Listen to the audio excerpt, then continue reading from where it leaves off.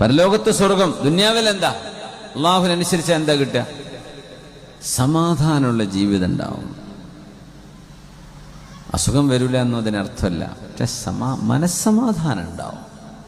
കട ഉണ്ടാവില്ല എന്നതിനർത്ഥമല്ല, മനസ്സമാധാനം ഉണ്ടാവും.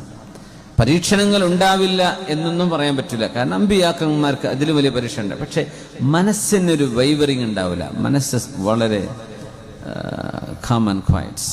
ഇത് ഈമാനുള്ളവർക്ക് അള്ളാഹു നൽകുന്ന പ്രത്യേകതയാണ്. അല്ലാത്തവരൊക്കെ ആത്മഹത്യ ചെയ്യാൻ പോകും, എന്തെങ്കിലുമൊക്കെ ചെയ്യും, പിടിച്ചു നിൽക്കാൻ കഴിയില്ല.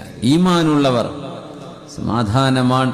പരലോകത്താണെങ്കിലോ ജന്നതു അദ്നിൻ തജ്രി മിൻ തഹ്തിഹൽ അൻഹാർ, മനോഹരങ്ങളായ നദികൾ ഒഴുകുന്ന, മനോഹര നദികൾ എന്ന് പറയുന്നത് ഭൂമിയിലെ ഒരു നദിയെയും സ്വർഗത്തിലെ നദിയുമായി ഉപമിക്കാൻ പാടില്ല എന്നാണ്.